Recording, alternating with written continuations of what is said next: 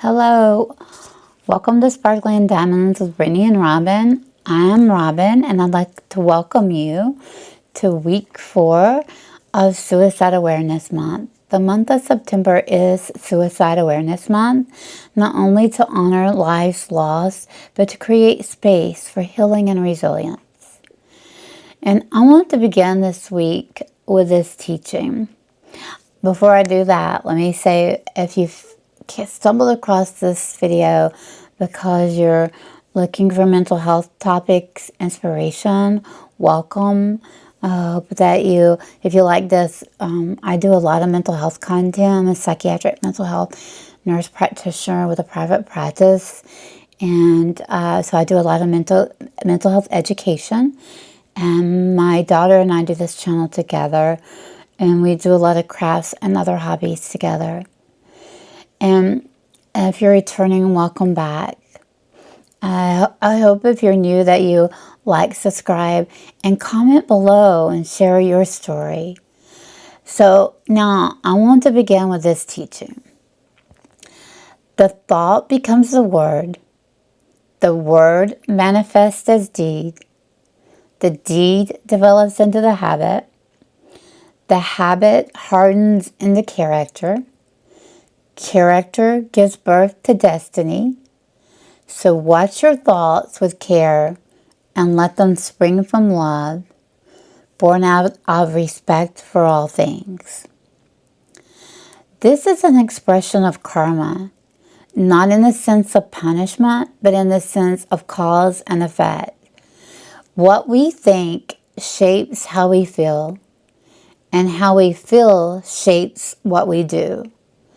What we do becomes habit, and habit shapes our very destiny. So today's reflection is about noticing the thoughts that imprison us and learning how to replace them with things that bring life, connection, and hope. So let's pause and recognize that most of us live inside of stories we've been telling ourselves for years. Stories about who we are, what we deserve, and whether we matter. For me, one of my earliest stories was born from abandonment. My mother left me when I was an infant. I couldn't remember the moment, but I carried the weight of it my whole life.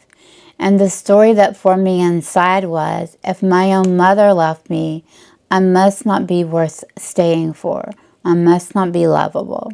Nobody would want me. And that story shaped how I saw myself in relationships, how I responded to rejection, and how hard it was for me to trust love. And that is the power of thought. It becomes a word, a belief whispered in our own ear. And that belief becomes the action of pushing people away or clinging too tightly.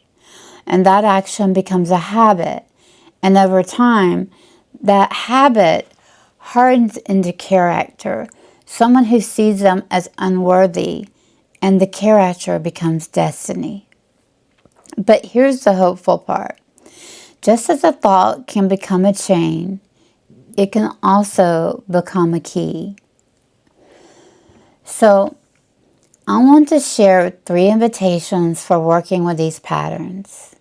Notice the old narrative. The first invitation is simply to notice what you're telling yourself. Many people living with suicidal thoughts have an interlude that says, I'm broken, I don't matter, nothing will ever change. When we shine light on these thoughts, we can see them for what they are, habits of the mind, not truth. What's one sentence you caught yourself repeating about your worth or your future? So the second invitation is to create a new healing phrase. And so for me, I had to tell myself, I am lovable, I matter, and I can be cared for. At first it felt false. even awkward, but repetition rewires the brain. And just as fear-based thoughts can become habits, so can compassionate ones. We create new grooves in the mind every time we practice them. If the old narrative says, I am broken, what could your counter voice say? Maybe, I am hurting, but I'm not hopeless. And then finally, we must act from the new narrative. I acted on I am lovable by seeking relationships where I was safe, by learning to say no to those who harm me, and by practicing kindness toward myself. Every choice reinforced the story I was writing. Now, this isn't philosophy. Neuroscience tells us that the brain is shaped by repetition. What fires together wires together. And when we repeat fear-based thoughts, we deepen the grooves of despair. When we repeat compassionate thoughts, we strengthen pathways of resilience. Dr. Jill Bolt Taylor said, an emotion lasts only 90 seconds unless we keep fueling it with our thoughts. Our task is not to suppress thoughts, but to notice them, pause, and choose whether to fuel them. When the pain is overwhelming, it helps us to root ourselves in love. Sometimes this is inward love, placing a hand on our heart and whispering, I'm sorry you're hurting. I love you. Other times, it's calling on a memory of love. Imagining someone who has cared for us, or picturing ourselves held in compassion. Love interrupts the looping of despair. It gives us the courage to stay with our feelings instead of running from them. Take a breath. Place your hand on your heart. Simply say to yourself, I am worthy of love. I am not alone. We don't rewrite our stories alone. Just as despair isolates, healing grows in community. One of my favorite stories is of a high school student who stopped to help another boy who had dropped his books. What he didn't know was that boy had planned to take his life that weekend, and that small act of kindness changed the boy's mind. Never underestimate the power of presence, of listening, and of kindness. Sometimes one gesture rewrites someone else's story. You know, when I was growing up, this tells you how old I am. When I was a new nurse, John Bradshaw was still very much alive and doing speaking workshops everywhere across the United States, workshops. And you can look up some of his videos now of where he would speak and do these healing workshops. But he wrote a series of books, and one of those was talked about loving our inner child. And I really do think that's what this message is about, is learning to love the child within and healing that wounded part of ourselves. So if you were ever felt like you were unloved, you know, taking a moment, and again, it may seem awkward, but to say you were hurt. I feel very sad for you. I wish I'd been there, but I love you. I love you today. I love you as you are. And by doing that, that child that may not have heard that message growing up and was told they were always bad, they could never do anything right, nobody would ever love them, we can begin to take that child and love them and teach them that they are lovable. They can do things right. And one of the things that oftentimes when I'm diamond painting or I'm coloring, I think about the inner child. Like I think about, this is something the little girl in me coloring would have loved to have done. And I take a minute to imagine that little child having that coloring book and those markers and coloring or drawing those pictures, and what happiness that brings that inner child.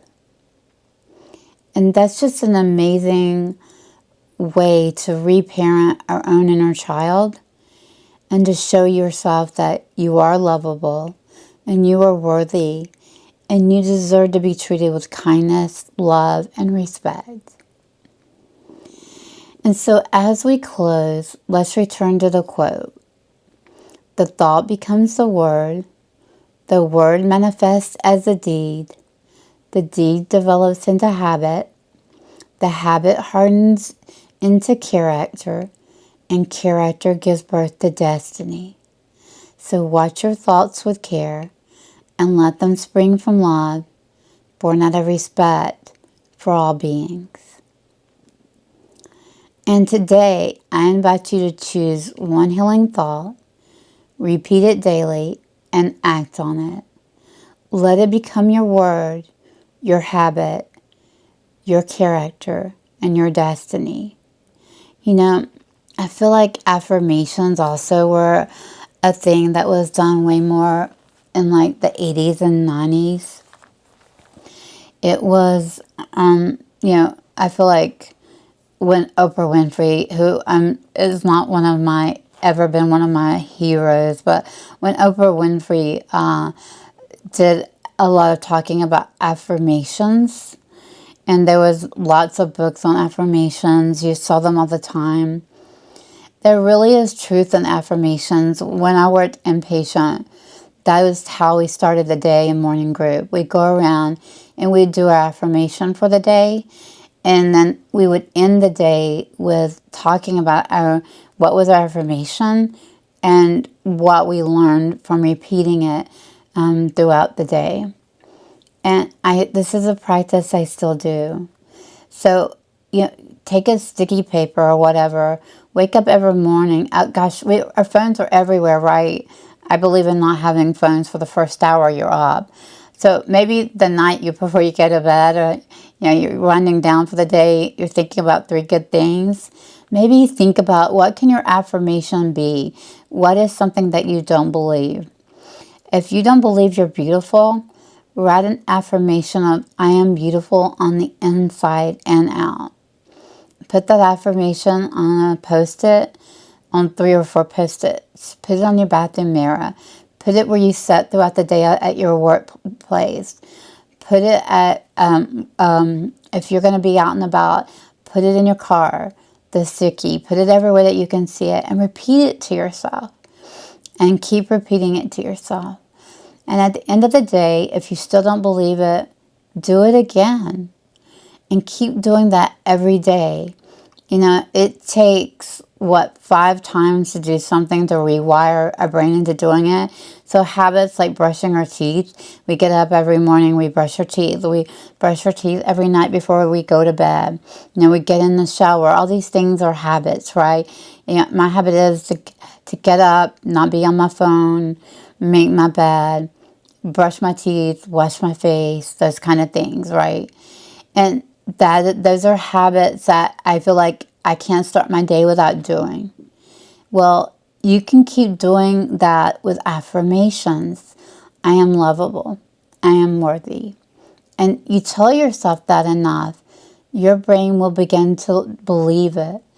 I am beautiful. And also, how think about the story about kindness, and the little boy who just picked up the books for this kid and what that did. And I think no matter what, like if you surround yourself by negativity, whether it's a movie, a YouTuber, cancel, unsubscribe, get that out of your algorithm. Don't be a part of that. Don't be a part of somebody who rants, who gives negative messages. You can change the messages that you are around, which in turn can change how you feel about yourself. You would be surprised how much unsubscribing, not watching or scrolling in the doom scrolling can change or influence your thought patterns that you have about yourself.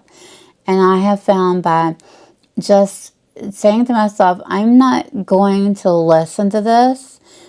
This is a message I don't want to hear.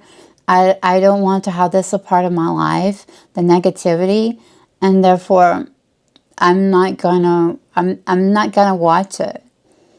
And that includes talking about other people negatively, listening to other people talk about people negatively, listening to people in an angry rant. Like, I don't want that around me. What I want around me is kindness and people that are kind to one another, wholeness, and goodness. And so let's stop today and just think. Again, I invite you to choose a healing thought. Again, I invite you to choose one healing thought, repeat it daily, and act on it. Let it become your word, your habit, your character, your destiny. Because you matter, you are lovable, and your story is still being written. Hey, so here is the prize package for this week. I said this week was going to have something bigger in it, so we decided to save that for the last week. So this prize pack is larger as the prizes, so I have a lot of stuff here. So we have Visions of the Soul washi tape and the Visions of the Soul teaching that we had made for the Becca Tyndall event that we're gonna be given. We have this diamond painting pen that you'll be winning. We have a lily pad, which is so very cute. And if you're not sure how to use this, Brittany does have a video. They are so handy.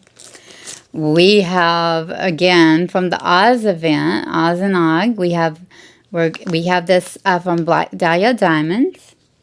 And I don't know if she said the lily pad was from Tracy's DP World. I did not. So the lily pad, yeah. Yes, Tracy's DP World. These things are so wonderful, guys. Yeah. And then we have release paper. This is from a small shop that sadly closed because she was the one who made my diamond painting journal, and I absolutely loved her. So I'm really sad about that. But this is a Halloween variety pack of release paper. Maybe she'll reopen. It was a Magic Crafts by Cindy, but right now it just says her Etsy shop is temporarily closed. So I hope she reopens because her journaling books were amazing. And then, so this was actually a prize pack that was somebody actually won this, and they said we could give it in another giveaway. They wanted to like pay it forward, kind of. Yeah. They said they'd never use it, and so she said you can keep it and use it for like future giveaways on your channel or however you want to do it. So I had forgot about them until we were looking for stuff, and I actually have 2 more things from that bundle. So this is just one of them. So I did say something larger. So this is actually larger. Guys, these are wonderful. They are made by So Blingy. So, how do I not remember that? Yeah, one of our viewers actually, Missy. It's So Blingy, because I can't believe I can't remember her name, because she sews and she makes. You could pick out the fabric to have her make your bag, but these bags, they hold so much and they're totally awesome. So that's bag. This is a diamond painting. I thought perfectly for Michael's. you're either gonna love it or hate it. If you're with Shay, you're probably gonna love it because she had the patience to actually do one. If you're like me, I hated it because my pumpkin's still sitting in there half done. So, yeah. This is actually something. This came from. It came from Fantasy Sparkles. They do lots of dragon themed stuff. And so this is actually just a trash minder. And so I actually ended up with 2 of these, which I told them they didn't have to, but this one arrived and it was a little cracked on the bottom, and they ended up sending me a brand new one. But you can see right here, I did glue it back, and so it's pretty sturdy. I'll make sure it's wrapped up really well when we ship it, but just be careful if you get it, because it still works completely fine. There's just a little crack right there.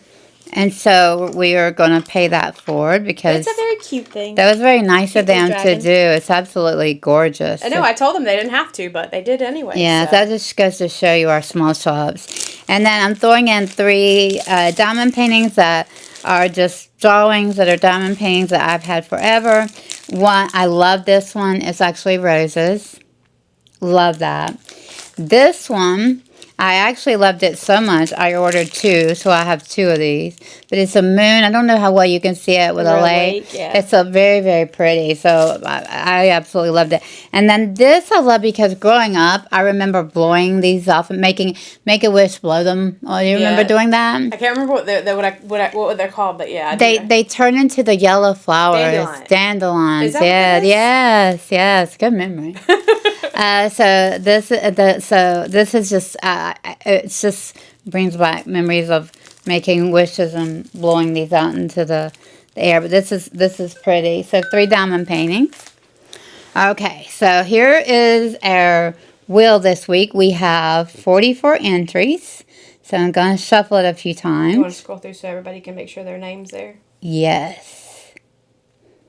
Always Robin stands out to me because Robin is not a common name, and I see her in so many of people's lives and stuff. And I've always thought it's funny because there just isn't a lot of Robins in the world anymore. All right, so now I'm going to shuffle. Thank you guys so much for watching our videos and entering. All right, we're going to spin the wheel. Good luck. I always love this part. Who's it gonna be? Oh, Carol! Congratulations!